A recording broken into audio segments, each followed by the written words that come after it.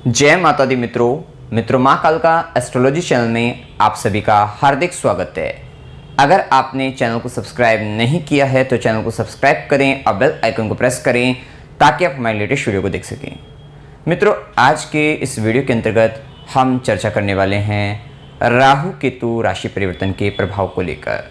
जी हाँ मित्रों, 30 अक्टूबर 2023 को राहु केतु का राशि परिवर्तन होने जा रहा है। विशेषतः ये ग्रह ऐसे हैं जो 1.5 साल 18 महीनों के अंतर्गत के बाद राशि परिवर्तन करते हैं। विशेषतः मंदगामी ग्रह होने के कारण इनका प्रभाव जब ये राशि परिवर्तन करते हैं तो राशि परिवर्तन की तिथि से इनका प्रभाव 1 महीना 1.5 महीना पहले देखने को मिलने लग जाता है। तो आज हम इस विषय पर चर्चा करने वाले हैं। विशेषतः मेष या तो लगन है आपका या मेष राशि है, दोनों ही स्थिति पर आपको प्रभाव देखने को मिलेगा। अब यहाँ पर एक बात का और ध्यान रखना है, बहुत लोग कंफ्यूज रहते हैं। आप अपनी कुंडली के अंतर्गत लगन की डिग्री को और चंद्रमा की डिग्री को देखें। जिसकी डिग्री कम है उससे आपको ज़्यादा प्रभाव देखने को मिलेगा। लगन की डिग्री कम है, लगन से ज़्यादा रिजल्ट देखने को मिल जाएंगे। चंद्रमा की डिग्री कम है, चंद्रमा से ज़्यादा रिजल्ट आपको देखने को मिल जाएंगे। अब देखिए, अभी तक राहु केतु का प्रभाव चल रहा था 1.5 साल तक, मतलब 30 अक्टूबर 2023 तक, जो कि अप्रैल 2022 से चालू हो गया था। तो यहाँ तक राहु लगन में थे, केतु सप्तम भाव के अंतर्गत थे, जो कि राहु लगन पर सर पर सवार एक तीव्र इच्छा, आपकी कुछ बड़ा करना है, इस तरीके के भाव आप में जागृत थे। शांति सुकून आपका जा चुका था। बड़ा करने की जब तीव्र चाह हो जाती है, रास्ते बंद हो जाते हैं या मौका नहीं मिल पाता और इच्छाएं रह जाती हैं सिर्फ, तब व्यक्ति कहीं ना कहीं डिप्रेशन का शिकार हो जाता है। वह व्यक्ति अवसाद की स्थिति के अंतर्गत आ जाता है और वो कहीं ना कहीं अपने आप को ही परेशान या कष्ट देने की प्रवृत्ति भी करने, मतलब कुछ ना कुछ इस तरीके की क्रिया भी करने लग जाता है। विशेषतः सर पर राहु के कारण आपको सरदर्द की शिकायत, माइग्रेन वगैरह इस तरीके की तकलीफें या स्वास्थ्य से संबंधित काफ़ी परेशानी आपने देखी है, उन सबसे अब आराम मिलता हुआ आपको नजर आएगा। साथ ही राहु के प्रभाव के कारण जो मानसिक तनाव, डिप्रेशन आपको रहा है, उससे आपको आराम मिलेगा। अगर आपकी राशि मेष राशि है तो चंद्रमा पर से राहु का गोचर हुआ है, क्योंकि जब चंद्रमा पर से राहु का गोचर होता है, चंद्रमा मन भी है, माता भी है, तो यहाँ पे मन भी पीड़ित हुआ है और माता भी आपकी पीड़ित अवस्था में आपने देखी है। माता का दुख देखा है, माता को कष्ट की स्थिति में देखा है, या माता मतलब माता से संबंधित एक कष्ट आपके जीवन में आया है। आपकी मन स्थिति काफ़ी प्रभावित हुई है। वहीं राहु की दृष्टि के कारण आपके पंचम भाव पर दृष्टि के साथ साथ आपका कंसंट्रेशन रिलेटेड प्रॉब्लम भी आपको बनी है। आप एक ही विषय पर, एक ही स्थिति पर ध्यान केंद्रित नहीं कर पाए, जिसके कारण भी आपने परेशानी का सामना करा है। इसका प्रभाव आपके बच्चों से संबंधित परेशानी पर भी राहु की दृष्टि के कारण परेशानी बनी है। साथ ही शिक्षा अध्ययन करने में, विद्या अध्ययन करने के अंतर्गत भी, शिक्षा ग्रहण करने में भी आपने कष्ट देखा है, परेशानी आपने देखी है। और साथ ही लव रिलेशनशिप के अंतर्गत भी बड़े अप्स एंड डाउन्स आपको देखने को मिले हैं। वहीं राहु केतु के प्रभाव में, केतु का भी प्रभाव जब सप्तम भाव के अंतर्गत चल रहा है, वहीं राहु की दृष्टि भी चल रही थी, तो एक केतु के प्रभाव में डिटैचमेंट का भाव आपका आपके पार्टनर से रिलेशनशिप के अंतर्गत, पार्टनरशिप के अंतर्गत ये भी प्रभाव चल रहा था। डिटैचमेंट मतलब यहाँ पर एक अलगाव की स्थिति, अलग होना, कहीं ना कहीं वहां पे विरह जैसी स्थिति, ये भी एक स्थिति, और कहीं ना कहीं वैवाहिक जीवन में एक सूखापन सा आ गया था, वैराग्य की भावना सी आ गई थी, अलग होने की भावना आ गई थी। ये एक प्रभाव आप अपने उसमें पा रहे थे। साथ ही कुछ ना कुछ छोटी छोटी गलतियां आपके पार्टनर के द्वारा की जा रही थी और जिसके कारण आप काफ़ी आक्रोशित हो रहे थे। ये भी एक स्थिति आपको अपने देखने में, वैवाहिक जीवन के अंतर्गत देखने को मिल रही थी। वहीं कहीं ना कहीं व्यापार के अंतर्गत भी गलतियों के कारण आप परेशान चल रहे थे। इन सब स्थितियों के अंतर्गत अब आपको आराम मिलता हुआ नजर आएगा। वहीं राहु की नवी दृष्टि भाग्य भाव पर पड़ने से विशेषतः भाग्य में परेशानी, अड़चने, बाधाएं आ रही थी। वही जिसके कारण आप चाह बहुत कुछ रहे थे, लेकिन क्या है कि जो रास्ता आप बना रहे थे उस रास्ते में अड़चने, बाधाओं के कारण आपके काम रुक रहे थे, या कह सकते हैं पूरा होने ही वाला था लेकिन उससे पहले ही आपका काम बंद पड़ गया।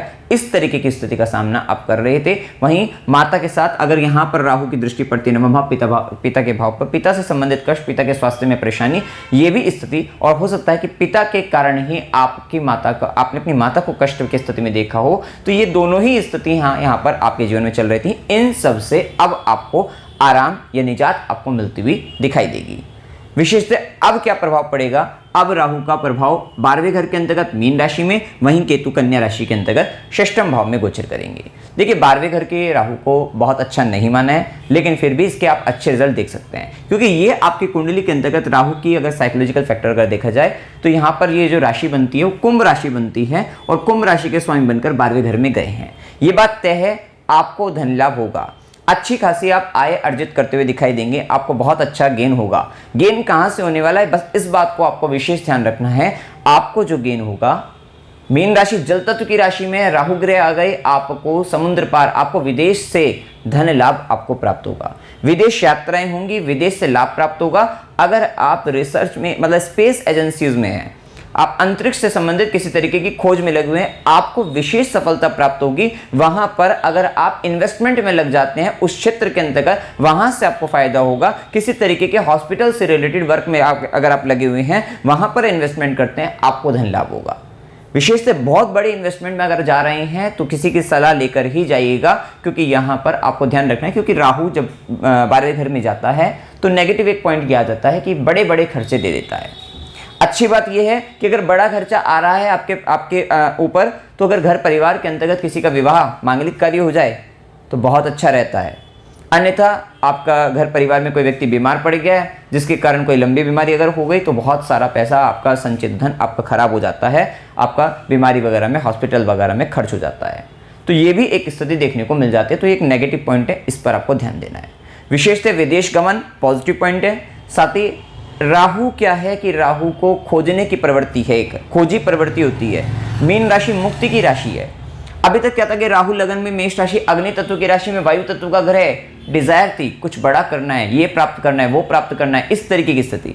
अब आप देखिएगा कि 30 अक्टूबर 2023 से एक विशाल मतलब एक विशेष परिवर्तन आप पाएंगे कि आप हर चीज से मुक्त हो रहे हैं, मुक्ति की कामना है और चाह रहे हैं कि सिर्फ और सिर्फ मैं मुक्त हो जाऊं, किसी भी प्रकार से मेरे को मुक्ति चाहिए।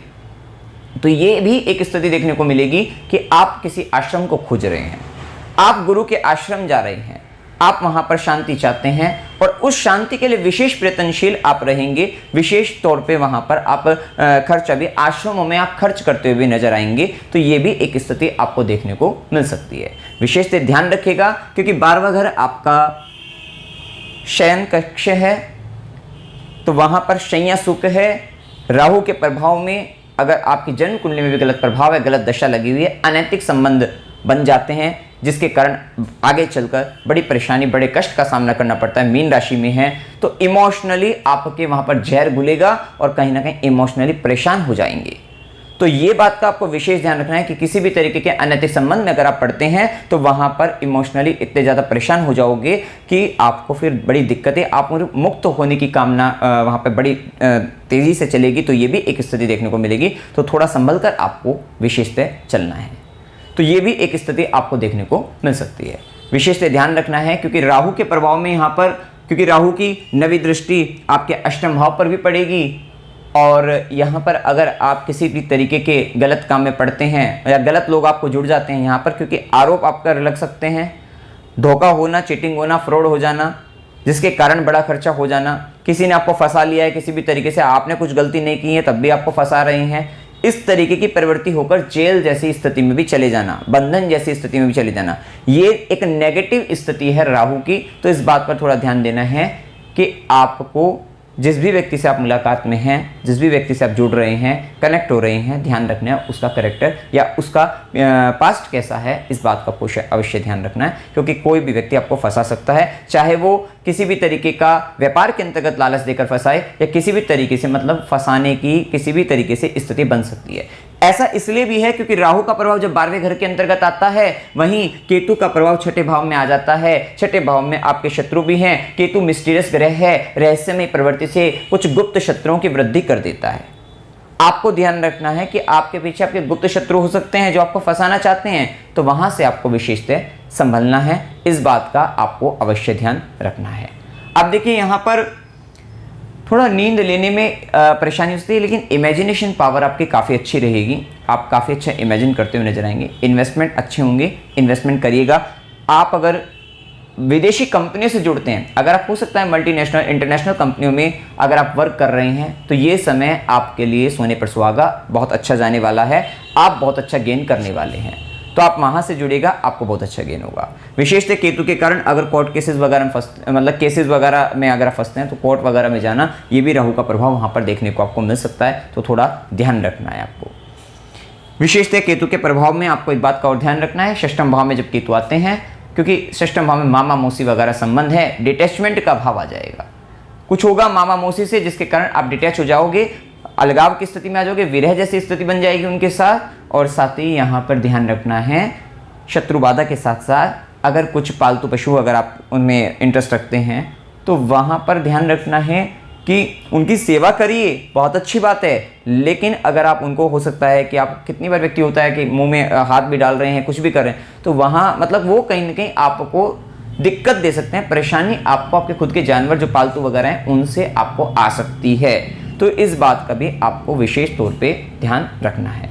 ये समय राहु की दृष्टि चतुर्थ भाव पर भी पड़ रही है, इस कारण यहाँ पर आपके लिए बहुत अच्छा समय रहेगा। फॉरेन वगैरह जाइएगा, आपके लिए बहुत अच्छा समय रहेगा, वहाँ से आपको बहुत लाभ, बहुत धन लाभ भी, और वहाँ से बहुत फायदे आपको अर्जित होंगे, तो ये भी एक अच्छी स्थिति देखने को मिलेगी।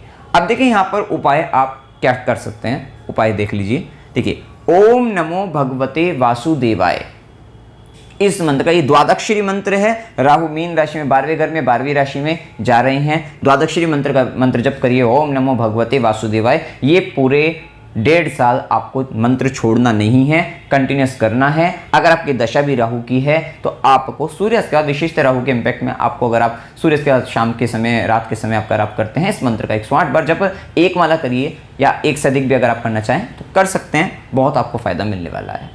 राहु जल तत्व की राशि में है, एक नारियल जो होता है, जटा वाला नारियल जिसके अंतर्गत जल होता है, वो राहु को ही रिप्रेजेंट करता है। और अगर आपका राहु यहाँ पर परेशानी में डाले, अगर परेशानी में डालता है तो इसको जल प्रवाह करना, अमावस्या को अगर आप जल प्रवाह करते हैं तो राहु की शांति हो जाएगी। तो हर अमावस्या को नारियल सिर पे से 7 बार एंटी क्लॉकवाइज बार कर बहते हुए जल में आपको प्रवाहित कर देना है। विशेषतः जल तत्व की राशि में राहु का ये उपाय आपको बहुत फायदा देने वाला है। अगर आपको राहु परेशान करता है, दिक्कतों में डालता है, तो ये भी एक अच्छी स्थिति रहेगी। अस्पताल में, गुरु के आश्रम में, जेल में, या किसी भी तरीके के एनजीओ वगैरह अगर खुले हुए हैं, उन आश्रमों में जाकर दान दे, सेवा दे, आपको फायदा रहेगा। राहु की नेगेटिविटी से आप बचे रहेंगे। ध्यान दीजिएगा, मेष लगन वालों के लिए 11th लॉर्ड बनकर 12वें में जाता है। आपके जो चाचा हैं, मित्र हैं, बड़े भाई बहन हैं, उनके कारण आपके जीवन में लॉसेस हो सकते हैं, खर्चे हो सकते हैं, और या उनके कारण आपके जीवन में परेशानियां बन सकती है। तो उन पर थोड़ा सा सतर्क और सावधान रहना, ये आपका विशिष्ट धर्म है, तो ध्यान दीजिएगा। विदेश गमन, ये भी एक उपाय है।